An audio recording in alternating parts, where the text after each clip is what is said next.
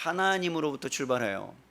여러분, 세상의 모임은요, 각자 필요한 대로 원하는 대로 어떤 모임을 만들려면 어떤 사람이 주체자가 돼서 여러분 뭐 축구 동호회를 만들든지 여행 동호회를 만들든지 낚시 동호회를 만들면 그것을 좋아하는 사람들이 모여서 동호회 이름을 짓고 그리고 사람들을 모아서 회비를 내고 그것을 운영합니다. 그런데 여러분, 교회라는 것은 내가 교회를 세워서 모여라 해서 모인 것이 아니라 하나님께서 예수 그리스도를 통해서 핏값으로 이 땅에 교회를 세우셨고, 그래서 사람들을 부르셔서 교회를 이 땅 위에 만드시고 세우셨다는 거죠. 그렇기 때문에 자의적으로 교회를 무너뜨릴 수 없고, 그리고 교회가 없어질 수 없고, 그리고 음부의 권세가 교회를 해할 수 없다라고. 왜냐하면 하나님이 교회를 붙잡고 있고 교회의 주인이 하나님이기 때문에 그렇습니다. 그래서 여러분, 하나님께서는 교회라는 것을 통해서 뭘 하기를 원하느냐? 하나님 나라를 드러내고 그리고 하나님을 나라를 나타내는데 교회를 사용하고 싶으셨어요. 그러니까 여러분, 교회가 교회답다, 교회가 건강하다라는 표지는 뭐에 있느냐? 사람이 많이 모이는 데 있잖아요. 제자 훈련을 하는 데 있잖아요. 양육 훈련을 하는 데 있잖아요. 그거는 중요한 부분일 수는 있지만, 교회가 건강하다, 교회가 교회답다라는 것은 뭐냐면 그 교회 공동체 안에 하나님 나라의 모습이 있느냐, 하나님 나라가 드러나고 있느냐, 하나님 나라가 구현되고 발현되고 있느냐, 이것이 그 교회를 하나님이 보시는 관점이에요. 어떤 면에서는 한국 교회가 하나님의 은혜 가운데 수없이 많이 성장한 것은 틀림이 없습니다. 세계 10대 교회 중에 7개가 한국에 있습니다. 장로교회, 침례교회, 그 다음에 순복음교회, 다 교단의 최고가 한국에 있습니다. 그럼에도 불구하고 외국 사람들의 삶이나 그들의 어떠한 문화나 그들의 기독교인적인 어떠한 그 생각이나 사고와 우리를 비교해 보면, 우리는 역사가 짧아서도 그렇지만 아직도 그리스도인다운 모습을 드러내지 못하고 있는 안타까운 현실에 있음을 우리는 인정하지 않을 수가 없다는 거예요. 여러분, 안디옥이라는 도시는요, 화려한 도시입니다. 그리고 세상의 가치관으로 철저하게 물들었던 도시입니다. 그런데 하나님께서 그 도시 가운데 무엇을 세우시냐면 교회 공동체를 세우시고 하나님의 나라를 드러내기 시작했다는 거예요. 여러분, 어떤 면에서는요, 교회가 건물이 아니고 프로그램이 아니고 예수님을 믿는 사람들의 모임이기 때문에 안디옥 교회를 하나님께서 세워주셨는데, 그 안디옥 교회는 예루살렘 교회에 비하면 너무나 초라한 교회입니다. 완전한 개척교회예요. 오늘날로 말하면 지하실에 들어가는 교회고, 그 다음에 오늘날로 말하면 주일학교도 별로 없는 교회고, 오늘날로 말하면 무슨 양육 같은 것도 없는 교회가 안디옥 교회였어요. 그러면 이 안디옥 교회가 어떻게 세워졌느냐 하면, 여러분, 하나님께서 이 땅 가운데 교회를 세우시기로 하고 예루살렘에 성령의 오순절 강림으로 말미암아 수많은 사람들이 모이기 시작했어요. 19절에 보니까 스데반의 순교로 인해서 큰 환난과 핍박이 지금 예루살렘 교회에 임했습니다. 그러자 사람들이, 여러분, 성도들이 흩어지기 시작해요. 근데 자의로 흩어진 게 아니에요. 주목해야 될 것은 뭐냐면 갑작스럽게 이루어졌던 예루살렘 교회의 교인들이 하나하나 떠나기 시작하더니, 여러분, 구브로로 가게 되고 베니게로 가게 되고 그 다음에 다른 데로 가게 되고 안디옥으로 흩어졌는데, 놀랍게 지도자가 간 것이 아니라 무명의 전도자, 이름 없는 평신도들이 흩어지게 됐다는 거예요. 그래서 정착한 곳이 어디입니까, 여러분? 바로 예루살렘 교회가 아닌 안디옥 교회였는데, 그들이 한 게 뭐예요? 19절 볼게요. 그때 스데반의 일로 일어난 환난으로 말미암아 흩어진 자들이, 이름도 없잖아요. 흩어진 자들이 베니게와 구브로와 안디옥까지 이르러 유대인들에게만 뭘 전했다고요? 말씀을 전했대요. 여러분, 여기서 말씀을 전했다는 의미를 아셔야 돼요. 우리는 말씀을 전했다 그러면 뒤에 나 예수 그리스도를 전파했다라고 의미합니다. 복음이라고 우리가 볼 수 있습니다. 그런데 더 중요한 것은 무엇이냐면, 여기에 사용된 단어는 설교를 했다라는 의미가 아닙니다. 말씀을 전했다는 이야기는 그냥 일상의 삶 가운데서 만나면 만나는 대로 그들을 돕고 그들을 섬기고, 로마서에 있는 것처럼 함께 울고 함께 웃고 아파하고 힘들어하고 격려하고 위로하고, 장례 나면 장례 찾아가고 결혼식 있으면 결혼식 가고, 누가 수술 받았으면 수술한 데에 찾아가서 위로하는 그러한 삶을 나누다가 결국은 내가 만난 하나님에 대해서 자연스럽게 이야기를 나누게 되고 복음을 전하는, 생명을 통해서 내가 예수를 만났다, 내가 예수 생명을 만나서 이러한 사망에서 어둠에서 고통에 있다가 내가 변화받았다라는 것을 자연스럽게 전하는 게 말씀을 전했다라는 의미입니다. 여러분, 세상의 논리, 돈의 논리, 권력의 논리, 여러분 쾌락의 논리, 섹스의 논리, 성의 논리, 그것 앞에서 여러분 그들은 그것을 지켜내면서 우리가 어떻게 살아가야 되는지를 보여주었을 때 그들이 점차 그들의 삶을 보고 무엇인가 느끼기 시작했다는 거죠. 그러면서 여러분 그들이 얻은 별명이 뭐예요? 세상의 지배를 받고 있는 그 안디옥 교인들을 향하여 여러분 그리스도인이라, 크리스티아노스라는 별칭을 얻게 됩니다. 그러니까 어디를 가든지 여러분 맞박에 이마에 여기 그리스도인이라고 찍혀져 있는 것이 아닌데 어딜 가도 그 사람 모습이 뭐라고요? 그리스도인이라는 모습을 발견했다는 거예요. 신기할 정도로요, 놀랄 정도로요. 무엇보다도 여러분 유대인 중심에 있었던 복음의 역사, 예루살렘을 통해서 유대인들의 장벽을 허물고 이방인들을 향한 선교의 전초기지로 여러분 좀 더 강력한 것을 사용하면 안 돼요? 좀 더 큰 교회를 사용하면 안 되나요? 누가 물어보시더라고요. 은혜 사랑의 교회는 맨날 물어보는 게 이런 거예요. 목사님들 만나면 뭐예요? 여러분 뭐 하실 것 같아요? 직업인지라 교회 성도 몇 명 모이냐 이런 거 물어봐요. 맨날 그런 거 물어보면 저는 굉장히 대답하기가 곤란한데 물어봐요. 그리고 뭐 어떤 교회냐, 무엇 하느냐, 그럼 제가 있는 대로 하죠. 우리는 대한 학교, 쉐마 학교가 있습니다. 우리는 상담실도 있습니다. 그냥 우리는 교회를 합니다. 그러면 이제 뭐라고 생각하냐면 그분이 대형 교회라고 생각하세요. 그러면서 몇 명이냐고 물어봐요. 그럼 제가 그렇게 대답하죠. 수없이 많은 사람들이 모여서 예배를 합니다. 아멘 안 하잖아요. 아멘 안 해. 우리는 수없이 많은 사람들이거든요. 제가 보기에는. 그러면 여러분 그분들이 생각할 때 한 500~600명 이상 모이는 걸로 생각해요. 그렇지 않은데 어떻게 그렇게 큰 일을 할 수 있느냐. 작은 교회가 다 의문시하는 거예요. 여러분 캠프하는 거요, 큰 교회들이 주도해요. 근데 우리는 조그만 교회예요. 조그만 학교예요. 그런데 할 수 있는 이유는 주님이 비전 주셨으니까, 주님이 그것을 원하시는 마음을 주셨으니까. 그래서 순종하면 그 길이 열려진다고 저는 믿습니다. 여러분 안디옥 교회도 마찬가지예요. 보잘것없고 연약한 교회였어요. 그런데 여러분 선교의 이방인을 향한 선교의 전초기지가 되었던 이유가 뭘까? 훌륭한 교회도 많았고 훌륭한 지도자도 많았는데 왜 무명에 흩어진 자들인가예요.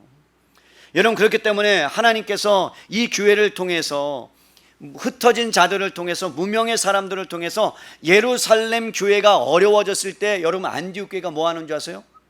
헌금을 걷어서 도리어 예루살렘 교회를 선교합니다. 우리 개척교회가 사랑의 교회를 선교하는 거예요. 써라 그러고. 어렵다고 그 교회가.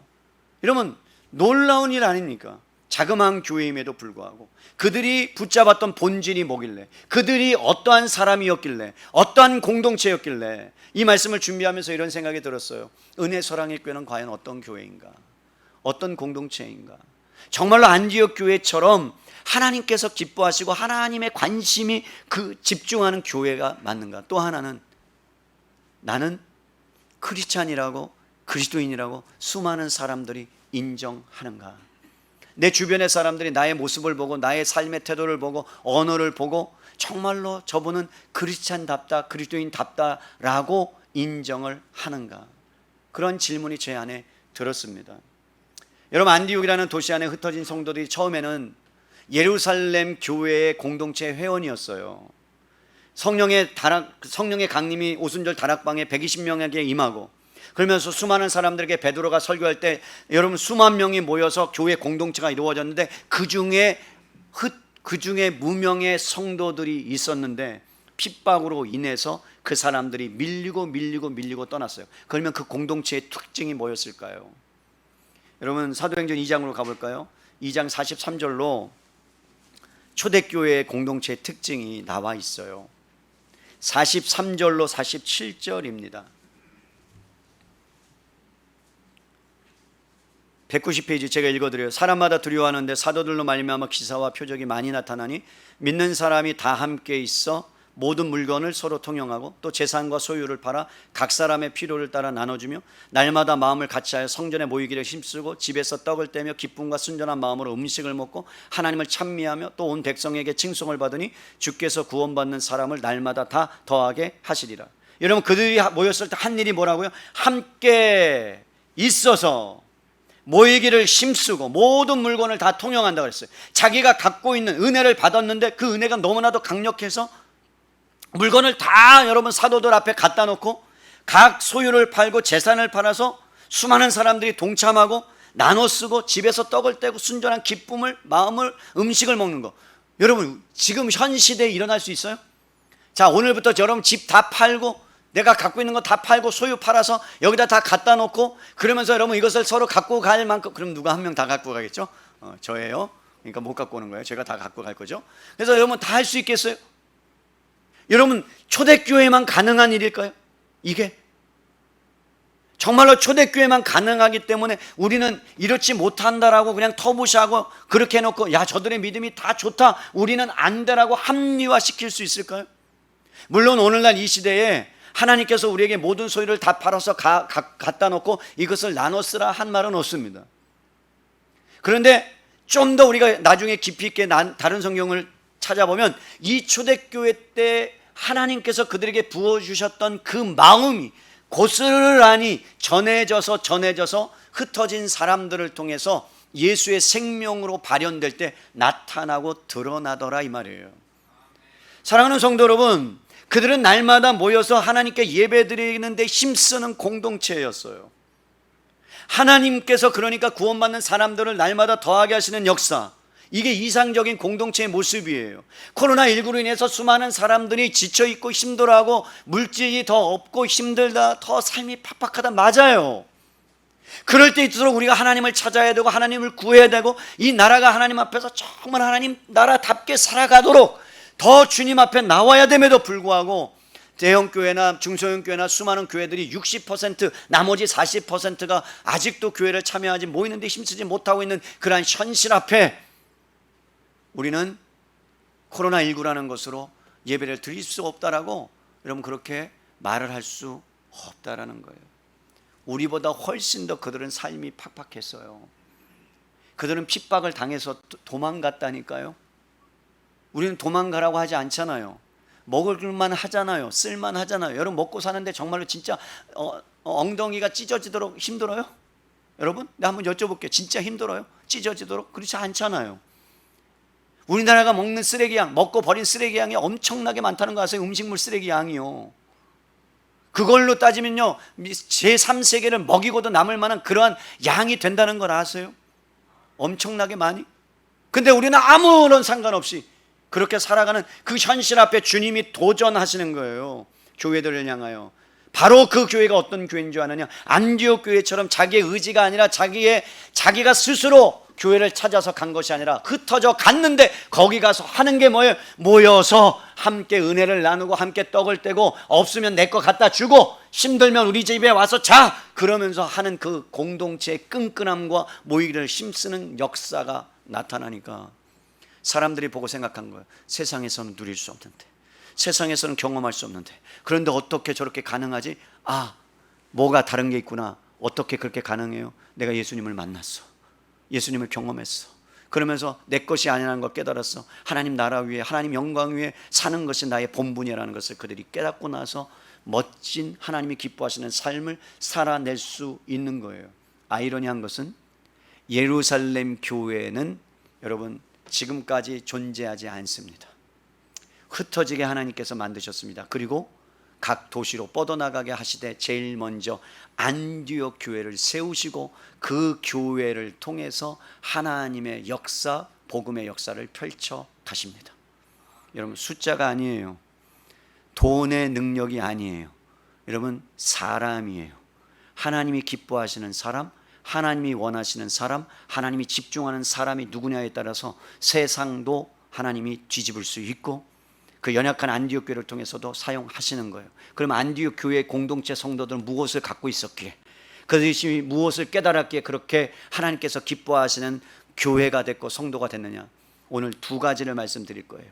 이것이 저와 여러분의 여러분 정체성이 되기를 바랍니다. 안디옥교회 성도들은요, 어디에 있든지 무엇을 하든지 하나님의 백성이라는 분명한 그 정체성을 갖고 흔들리지 않았습니다. 여러분, 그들은 흩어져서 이리저리 정처 없이 또 돌아다녔어요. 도시에서 도시로. 오늘 성경에 보세요. 여러분 12장에 다시 가보면 뭐라고 나와요? 잘 보세요. 환난으로 인해서 흩어진 자들이 베니게와 구브로와 안디옥까지 이르러서 유대인에게만 말씀을 전했는데 그 중에 구브로와 구레네 몇 사람이 또 안디옥에 이르렀다. 그러니까 계속 지역을 뭐 했다는 거예요? 옮겼다는 거죠. 그러니까 핍박이 또 구브로나 다른 데 갔다는 거죠. 그러니까 여러분 핍박 때문에 어쩔 수 없이 막 옮기는 거예요, 집을 또. 그런데 도착해 본 곳이 어디예요? 안디옥이에요. 즐거웠던 게 아니에요, 옮기는 게. 여러분 피난이 즐거워요? 여러분 사업이 어려워서 지금 집을 옮겨야 되는 상황이고, 사업이 어려워서 경제적으로 어려워서 집을 줄여서 가는 상황이라면 여러분 즐겁겠어요? 그때 우리는 뭐라고 외쳐요? 하나님 뜻이 어디 있습니까? 하나님 뜻이 어디 있습니까? 라고 외치죠. 근데 여러분 뜻을 묻는 게 아니에요. 그곳이 하나님께서 나를 통해 일하시는 곳이라고 믿고 순종하고 그 안에서 살아내면 되는 거예요. 이게 달라요. 내가 어디를 가든 무엇을 선택하든 여러분 그것이 하나님의 뜻입니까? 라고 선택을 해도 거기는 어려움이 있을 수 있고 힘든 일이 있을 수 있어요. 그런데 그것 안에서 내가 그리스도인다운 삶을 살아내면 주변에서 그것을 통해서 하나님의 영광을 돌린다면 그것은 하나님께서 합당하신 뜻을 내가 여러분이 행하고 있는 거예요. 그들이 원치 않은 일이었어요. 왜 자기를 보냈는지 하나님의 경륜을 깨달을 수는 없었어요. 근데 와보니까 안디옥이에요. 그러면서 여러분 자신의 삶을 살아내기 시작합니다. 난 하나님의 백성이야, 하나님의 자녀야. 그런 정체성으로 살아내고 있어요. 그 정체성의 핵심이 뭘까요? 그 핵심은 베드로전서 2장에 있어요. 베드로전서 2장 8절로 9절로 10절을 보겠습니다. 베드로전서로 가보세요.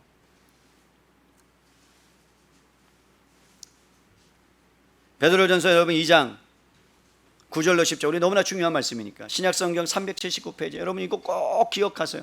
여러분이 어떤 존재인가, 아이들이 어떤 존재인가 가르쳐 주세요.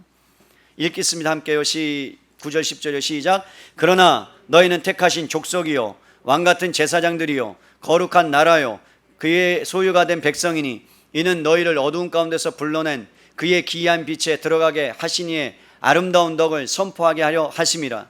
너희가 전에는 백성이 아니더니 이제는 하나님의 백성이요 전에는 긍휼을 얻지 못하였더니 이제는 긍휼을 얻은 자니라. 잘 보세요. 택하신 족속이요 제사장이요 나라요 백성이다. 그 다음에 뭐라고 하나? 이는. 그러니까 여러분 우리가 성경을 읽으면 이렇게 착각해요.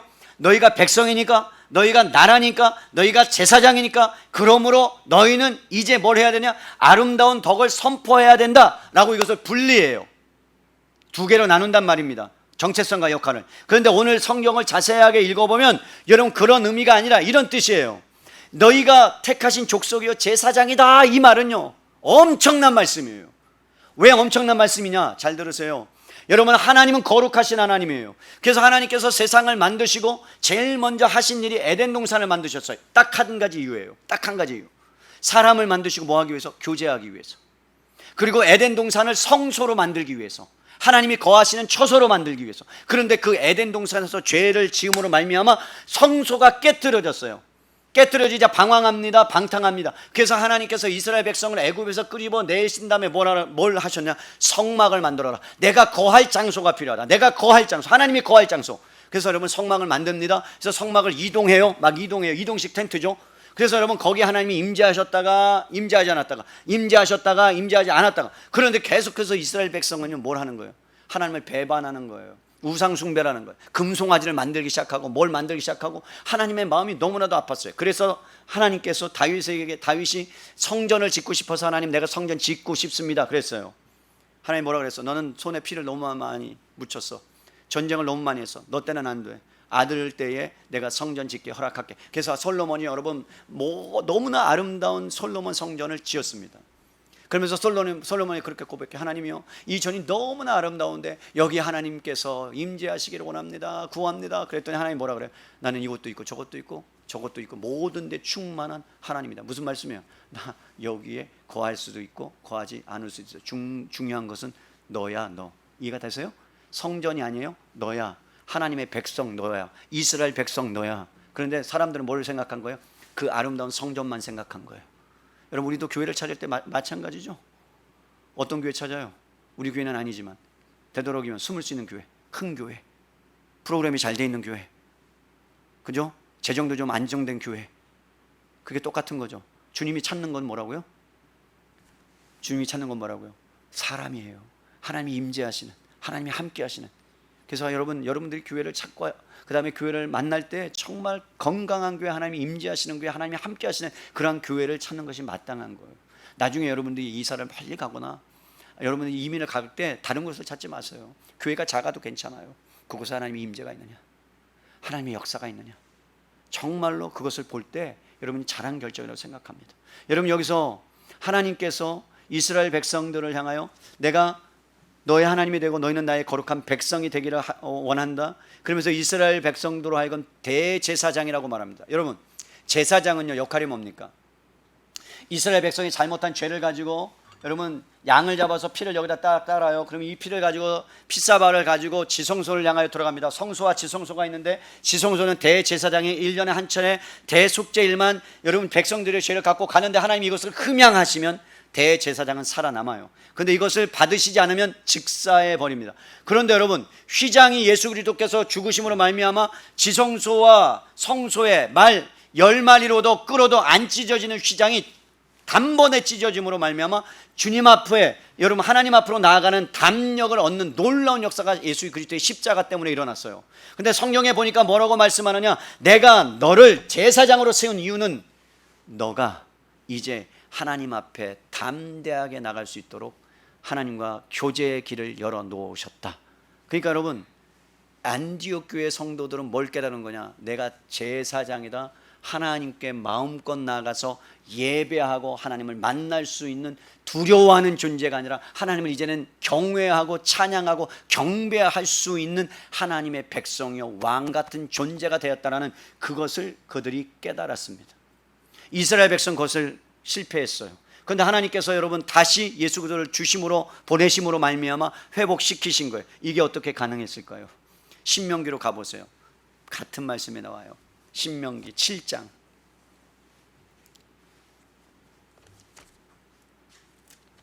늘 저만 신나죠. 성경을 찾으면. 어떤 분들이 저한테, 우리 부목사님도 그런 얘기 하셨어요. 예전에 키 큰 부목사님 아시죠? 갑자기 한번 저한테 찾아오시더니, 목사님 심각하게 설교를 좀 고치셔야 될 것 같습니다. 그래서 제가 왜요? 그랬더니 감동적인 스토리를 좀 많이 넣어달라고. 감정적인 스토리를. 예화도 한 7, 8개 좀 넣으시라고 했는데 제가 못하겠노라고, 나는 예화를 써서 하는 스타일은 아니라고, 그냥 말씀을 말씀으로 풀어가는 게 나는 맞다고 생각한다고. 그래서 엄청 제가 30분 동안 혼났어요, 부목사님께. 그래서 그 다음 주에 제가 감동을 넣으려고 했는데 안 돼요. 저는 말씀이면 충분한 줄로 저는 믿습니다. 7장 7절로 8절 보세요. 여러분 7장 7절로 8절인데 6절부터 볼게요. 나는 여호와 내 하나님의 성민이라.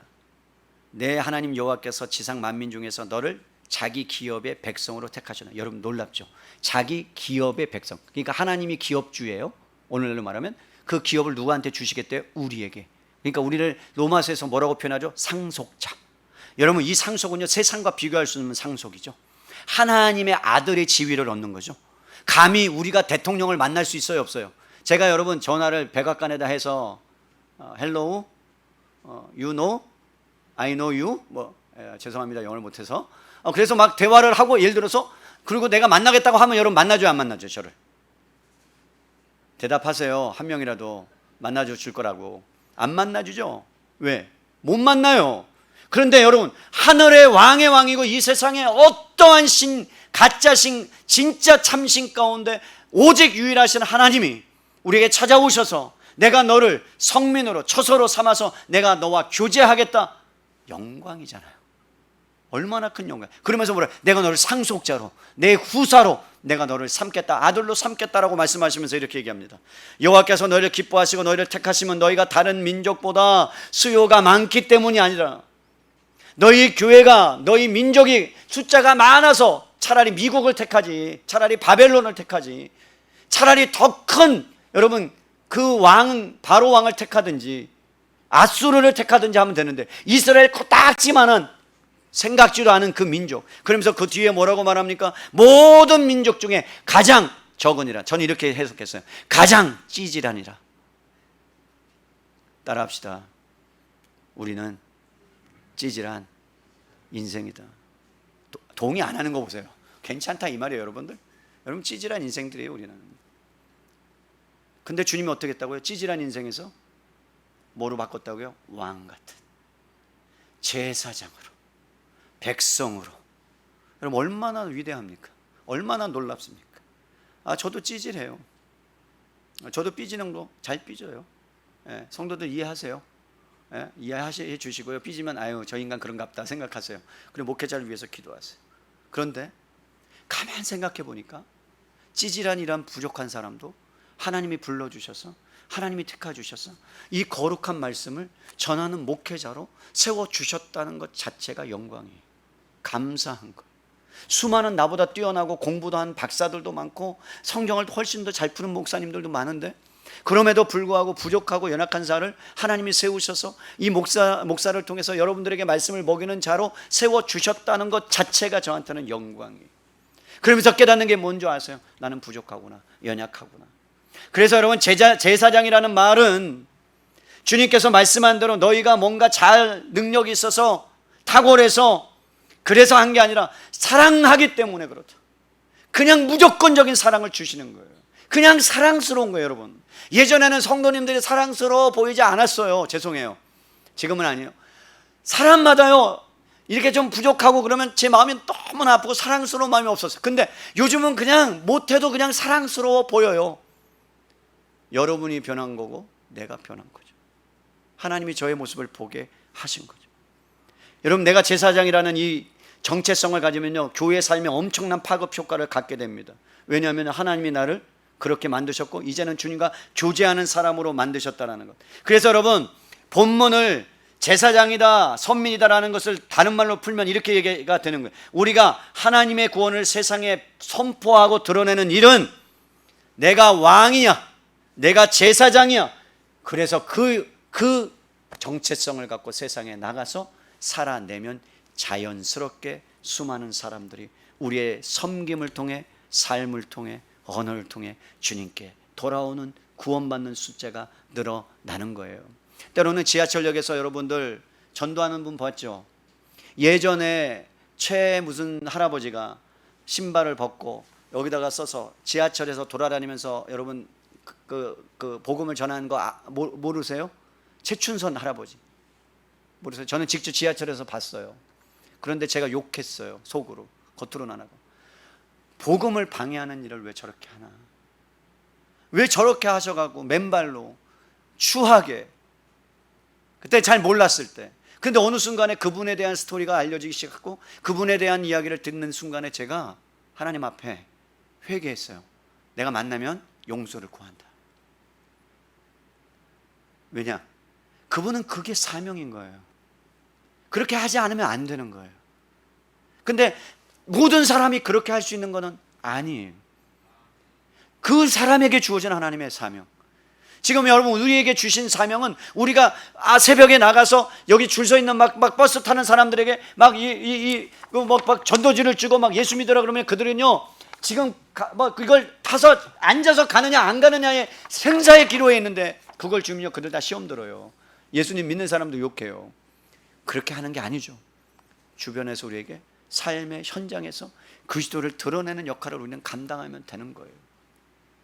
하나님이 불렀다는 특권, 하나님이 나에게 왕 같은 제사장으로 나를 부르셨다는 그 특권이 얼마나 강력한 거지. 거룩한 제사장. 여러분 이것을 좀 더 강력하게 말한 게 히브리서 13장 보세요. 히브리서 13장 15절 16절. 여러분 거룩한 제사장이 어떤 것을 했는지 해야 되는 역할인지를 보십시다. 성경이 참 재미있고 너무나 놀라운 게요. 자 13장 15절 16절이에요. 읽어드릴게요. 그러므로 우리는 예수 그리스도로 말미암아 항상 찬송의 제사를 하나님께 드리자. 이는 그 이름을 증언하는 입술의 열매니라. 오직 선을 행함과 서로 나누어 주기를 잊지 말라. 하나님은 이 같은 제사를 뭐 하시니라? 기뻐하시니라. 여러분 잘 보세요.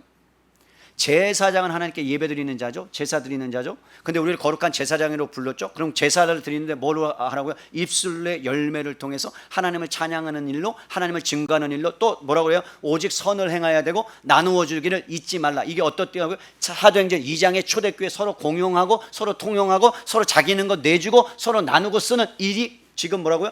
역사적으로 계속해서 뭐하고요? 이루어지고 있더라고요. 시브리서는 여러분 훨씬 더 핍박이 강했던 거예요. 이 사람들은 핍박이 너무나도 강했어요. 그래서 막 예수님을 부인하고자 하는 사람들로 막 나타났다는 그러한 시대 가운데 그들에게 요구하는 게 이런 거였단 말이에요. 한마디로 뭐예요?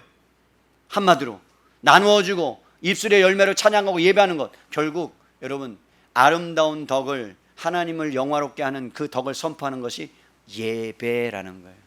그래서 오늘 말씀의 제목이 뭐예요? 갈급함, 예배.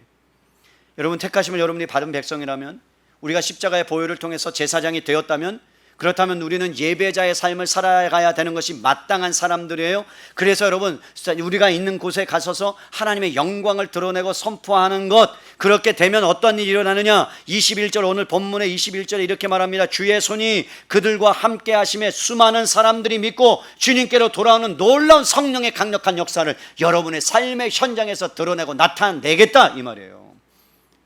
그것이 살아있는 교회요, 바로 그 교회, 안디옥 교회, 저는 은혜 사랑의 교회가 그런 교회가 되었으면 좋겠습니다. 그것이 어디에서 일어나고 있다고요? 이방 도시, 세상의 가치관으로. 여러분 세상의 가치관이 얼마나 쩌들고 있는지 아세요? 아이들이 여러분 1등하고 경쟁하고 잘해야 되고 실력 있어야 되고. 미국은요 대학교 들어가는 대학교 들어가려고 하는 사람 별 많지 않습니다. 외국은요. 왜요? 평등해요. 거의 고등학교를 나와서 물론 뭐 여러 가지 차이가 있겠지만 그럼에도 불구하고 자기가 하고 싶은 일을 만족하면서 살아가요. 그러나 우리는 우리의 정신이, 우리의 시대의 가치가 그런 것들을 용납하지 않는 시대. 그래서 사람들을 조금 어려운 일을 하고 조금 더러운 일을 하고 생각지도 않은 일을 하면 여러분 그것을 기피하는 시대. 우리는 너무나도 그것들을 접하면서 살아온 시대. 그래서 아이들에게 나도 모르게 경쟁을 심어주고 있고 무엇인가를 계속해서 심어주고 있는 그러한 시대. 그런데 거기에 안디옥이라는 여러분 무명의 사람들이 들어가서 그들의 가치를 바꾸기 시작해요. 그들의 여러분 생각을 바꾸기 시작해요. 그러면서 여러분 하나님의 임재가 그 가운데 일어나는 거예요. 여러분 두 번째로, 하나는 정체성 잊지 않았고요. 두 번째는요, 그들은 어딜 가든지 신령과 진리로 예배를 드리는 그러한 공동체였어요. 그들은 예배자로 섰다는 말입니다. 여러분 하나님께서 에스겔서 37장 28절에 보면 이렇게 말씀해요. 내 성소가 영원토록 그들 가운데 있으리니 내가 이스라엘을 거룩하게 하는 여호와인 줄을 열국이 알리라. 여러분 거룩하게 하는 분은 하나님인데 하나님의 성소 가운데 하나님이 있겠다는 거예요. 그런데 여러분 예루살렘 성전을 만들어놨어요. 수많은 사람들이 예루살렘 성전에 가서 막 벽을 치면서 지금도 유대인들은 울어요. 그런데 여러분 수많은 사람들이 예배를 드렸다가 주님이 뭐라 그랬어요? 이 성전을 헐 거다. 그러고서 완전히 무너뜨리세요.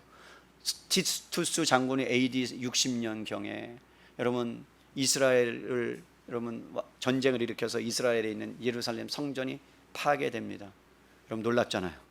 근데 그 성전을 어떻게 하나님이 세우셨다고? 예수님이 십자가에 3일 만에 부활하심으로 성전, 온전한 성전 되신 예수 그리스도를 통해서 우리가 주님께로 들어가는 담대한 길을, 새롭고 산 길, 그것을 열어 놓으셨고, 그래서 저와 여러분이 그리스도의 성전, 하나님의 성전이 된 줄로 믿습니다. 그래서 여러분이 걸어다니는 성전이요, 여러분이 걸어다니는 교회예요.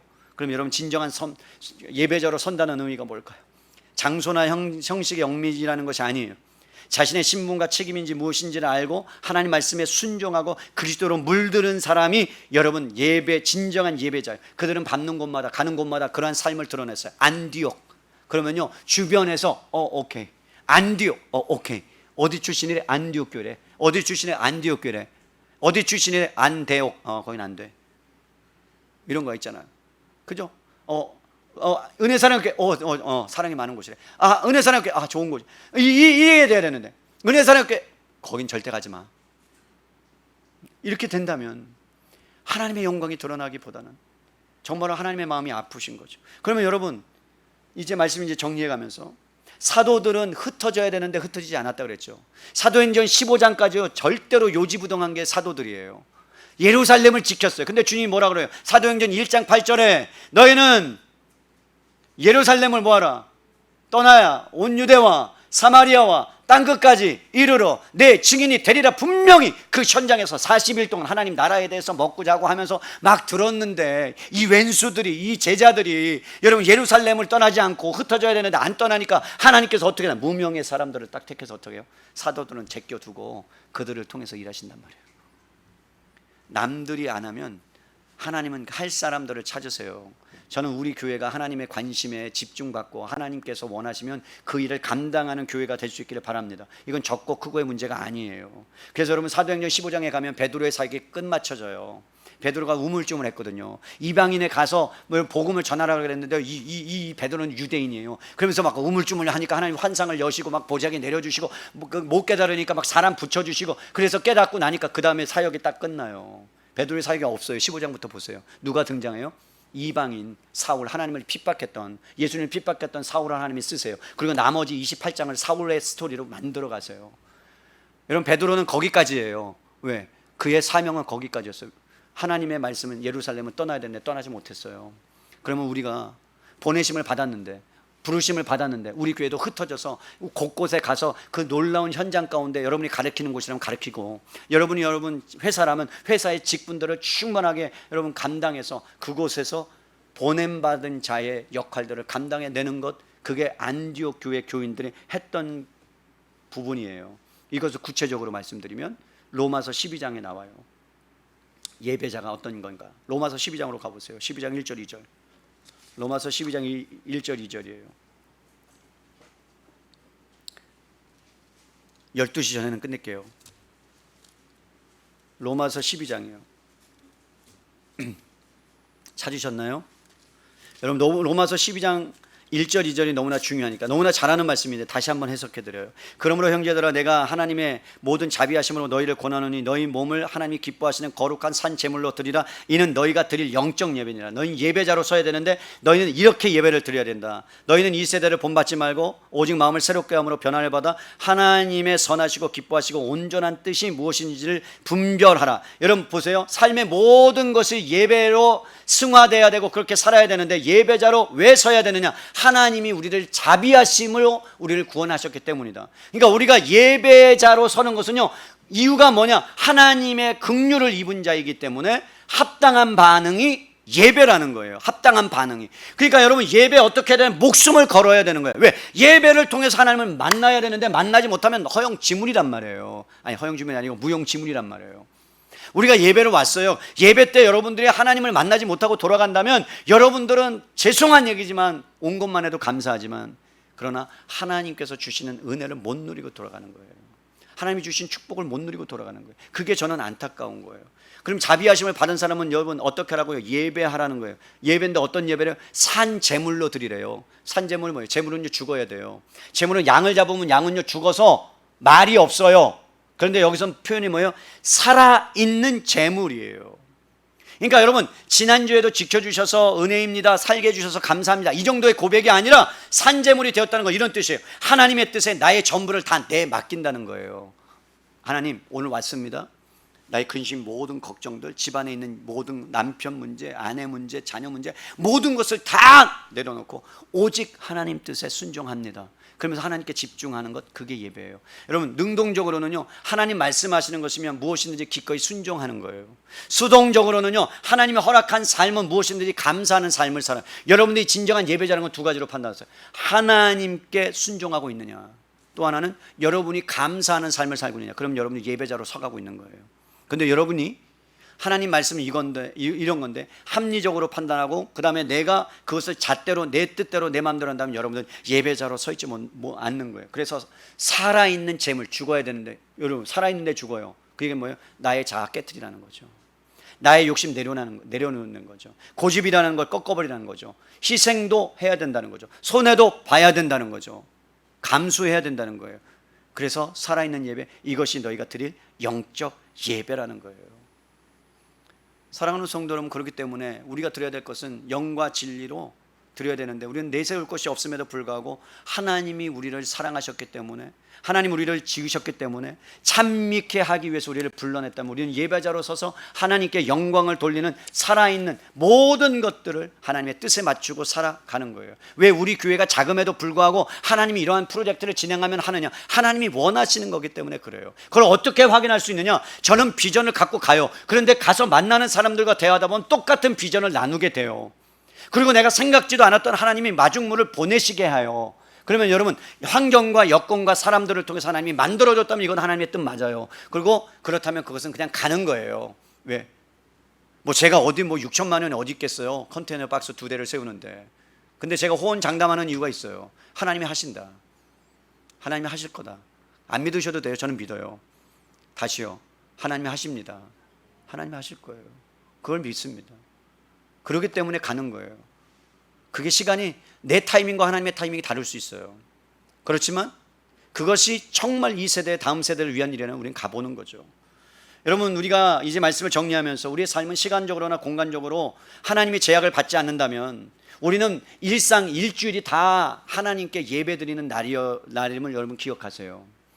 그리고 또 하나는 공간적으로는 모든 열방들이 주님께로 돌아오는 소망을 기억하고 우리가 예배자로 서야 됩니다. 오늘 우리 안수 집사님께서 기도도 하시고 또 일부 때도 기도도 하시고 다음 세대와 또 북한을 위해서 기도하셨어요. 여러분, 북한에 몇 개의 교회가 무너졌는지 아세요? 몇 개의 교회가 세워졌는지 아세요? 2865개가 세워져 있습니다. 교회가 평양에, 그리고 그 주변에. 근데 2865개가 어느 순간에 다 무너졌습니다. 근데 지하교회에 있는 성도들은 2865개의 교회가 세워지기를 지금도 기도하고 있습니다. 그럼 하나님의 관심은, 여러분, 시선은 자유로운 체제 안에서 한국에 있는 모든 사람들이 마음껏 예배하고 특권을 누리고 우리가 막 가고 싶으면 예배 들어가고 안 가고 싶으면 가지 않는 이러한 상황 가운데서 예배 드리는 사람과 죽음의 위협을 앞두고 걸리면 아오지 탄광을 가야 되고 그리고 총살을 당해야 되는 그러한 위협 앞에서도 예수의 이름과 예수의 영광을 위해서 목숨을 걸고 기도하고 예배하는 사람과 하나님의 관심이 어디 있겠어요? 저는 북한에 있다고 생각해요. 그들을 향하여 주님이 마음이 갖고 있다고 저는 생각합니다. 다른 말로 표현할게요. 우리의 영성이, 우리의 정말로 하나님을 예배하는 그 간절한 마음이 사라지고 있다는 거예요. 간절함이 사라졌어요. 여러분, 예배에 간절함이 있으세요? 여러분이 정말로 하나님을 만나고 싶은 그 마음으로 코로나19가 이렇게 지나면서 정말로 우리 마음 가운데 불타는 그 하나님을 한 열정들이 계속해서 기술이 발전하고 돈의 맛을 느끼고 권력의 맛을 느끼고 세상의 맛을 느끼다 보니까요, 그거에 대해서는 별로 감각을 못 느끼는 세대, 어떤 면에서는 영적인 문둥병이 싹 다 걸려 있는 거예요. 그럼 그것을 할 수 있는, 회복할 수 있는 것은 뭐예요? 문둥병자가 주님 앞에 나와서 주님 앞에 어떻게 해야 깨끗함을 얻을 수 있습니까? 제사장에게 가서 보여라. 그럼 제사장에게 가서 보일 때 뭐 했어요? 깨끗함을 얻었어요. 그런데 여러분, 나머지 10명 중에 나머지 9명은 자기가 좋아하는 또 그 세상을 향하여 갔고 한 명만 다시 돌아왔어요. 감사하다고. 그럴 때 주님이 뭐라 그랬어요? 9은 어디 있느냐. 그러면서 여러분, 그분에게, 그 한 사람에게 하나님의 진정한 영적인 회복을 시켜주셨잖아요. 여러분, 우리에게 필요한 것은요, 어떤 면에서는 북한은 잃어버린 한 영혼과 같아요. 우리는 첫째 아들과 같을 수도 있어요. 아니, 어쩌면 우리가 둘째 아들일 수도 있어요. 주님이 말씀하시는 거예요. 성전의 성전다움을 한국 교회를 향하여 회복하라. 아니, 은혜 사랑의 교회를 향하여 회복하라. 환경과 부족할 거 없는 물질의 풍요와 그리고 예배의 자유, 그것을 너희가 뭐하고 있다? 월권하고 있다. 사랑하는 성도 여러분, 창세기부터 요한계시록까지는요, 한마디로 하나님의 나라로도 할 수 있고 예수 그리스도라고도 할 수 있고 언약이라도 할 수 있는데, 저는 성전이라고 해석이 요즘은 되어져요. 하나님이 내가 너를 백성 만들겠다, 너와 함께 하겠다, 그리고 예수님을 보내주셨고 임마누엘로 함께 하겠다, 그리고 우리를 교회로 부르시고 영원토록 함께 하겠다가 하나님의 나라예요. 그것을 향해서 우리는 가고 있는 거예요. 저는 25년 전에 성탄절 예배를 여러분 제 마음에 잊을 수가 없어요. 그것이 정말 하나님의 임재가 임했던, 그 맛보았던 예배예요. 그 예배를 생각하면 가슴이 뛰어요. 멀리서만 건물만 봐도요, 가슴이 뛰어요. 어떤 예배인 줄 아세요? 임마누엘이라는 단어. 하나님께서 나와 함께 하신다. 수천 년 동안 기다렸던 그 예수님이 탄생하셔서 나와 함께 하시고 나의 눈물을 닦으시고 가난한 내 삶에 찾아오셔서 내 인격에 찾아오셔서 나의 아픔과 나의 무가치함과 무력함과 연약함과 실패와 탄식과 고통을 아시고 나의 인생을 뚫고 찾아와 주셔서 죄와 사망의 그물에 앉아있는 나에게 제사장이야, 넌 나의 자녀야, 백성이야 라고 외쳐주셨던 그 마디 한 말씀이 저는 평생 제가 잊을 수가 없습니다. 벅차 올라오는 거예요, 가슴이. 그런 예배, 하나님의 은혜 때문에 바닥에 엎드려져서 하나님 감사합니다. 내가 뭘 할 수 있을까요? 내가 뭘 하나님께 드릴 수 있을까요? 내가 할 수 있는 게 뭘까요? 그러한 그 가난함에 하나님을 의지했던 그 감격, 요즘 제가 하나님께 기도하는 거예요. 하나님, 그 감격이 회복됐으면 좋겠습니다. 우리 성도님에게 예배의 감격이 회복돼서 정말로 삶에서 진정한 화려한 예배가 아니라 참된 성령을 의지하고 말씀을 의지하는 그러한 예배자, 이스라엘에도 세워지고 북한에도 세워지고 교단에도 세워지고 병원에도 세워지고 정치계에도 세워지고, 그런 놀라운 은혜를 여러분 우리가 해나가야 되고 그렇게 세워져야 돼요. 사탄은 그것을 방해할 겁니다. 예배를 가장 싫어해요. 못 드리게 할 거예요. 카톡 톡 이거 끊으세요. 중독이에요. 그거 끊으세요. 그 좀 예배 때는 꺼놓으세요. 뭐 맨날 그냥 카톡만, 뭐가 좋다고. 그거 없어도 살아요. 우리 한번 이번 주에 그냥 하루 그냥 카톡 안 받아보세요. 죽을 것 같다 그럼 중독이에요, 여러분들. 근데 살만하다 그러면 괜찮은 거예요. 근데 없으면 안 되니까, 불편하니까. 그렇지만 예배에 반영이 되는 것이라면, 그렇다면 그것을 우리가 과감하게 개편할 필요가 있습니다. 사람들은 생각해요. 사탄이 이렇게 기억해요. 예배 지루한 거야. 요즘 얼마나 세상이 좋은데. 그리고 사람이 이렇게 얘기해요. 너 행복을 추구하는 것이 예배 아니에요. 하나님의 행복을 추구하는 게 예배예요. 잘 들으세요. 우리는 예수님을 믿어서 행복한 것은 맞아요. 그런데 예수님의 행복을 추구하는 자가 우리예요. 그게 먼저예요. 아시겠어요? 하나님의 영광이 먼저예요. 하나님의 행복이 먼저예요. 여러분의 행복이 먼저가 아니에요. 행복은 이미 여러분 안에 와 있어요. 예수로 와 있어요. 그럼 그것을 누리시면 돼요. 누리시면서 살아가면 돼요. 그런데 우리는 다른 거를 찾는 거예요. 나를 채워줄 수 있는 행복. 집을 갖다 주면 채워질 것 같고 뭔가 하면 채워질 거 아니에요. 하나님으로 채워져요. 아멘입니까? 그런 은혜가 있기를 바라요. 마칩니다. 마지막으로 주님께서 무명에 흩어진 자들을 쓰셨듯이 우리를 들어 쓰실 줄로 저는 믿어요. 하나님은 이런 교회를 찾으세요. 읽고 마칩니다. 아버지께서는 참되게 예배하는 자들을 찾는데 영과 진리로 예배할 때가 오나니 곧 이때라. 아버지께서는 자기에게 이렇게 예배하는 자를 찾으시니라. 그것이 안디옥 교회 성도들이었고, 이제는 이 한국 땅 가운데 하나님이 찾으시는 예배자, 은혜 사랑에게 모든 성도님들이 모일 때마다 하나님을 경험하고 흩어질 때마다 그리스도께 영광을 돌리는 멋진 인생 살아가기를 주님의 이름으로 간절히 축원합니다. 아멘.